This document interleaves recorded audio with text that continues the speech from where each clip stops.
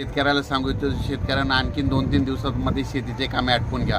कारण की राज्यामध्ये जवळपास 1 तारखेला 1 तारखे ते 1 जून ते जवळपास 10-11 जूनपर्यंत दररोज भाग बदलत पावसाचा सुरुवात होणार आहे.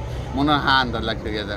सुरुवातीला बघायचं झालं तर 1, 2, 3 तारखेला राज्यामध्ये सातारा, सांगली, पुणे, नाशिक, मुंबई, नगर, सोलापूर, उस्मानाबाद, लातूर या भागापर्यंत पावसाला सुरुवात होईल. म्हणजे 1, 2, 3 जून दरम्यान.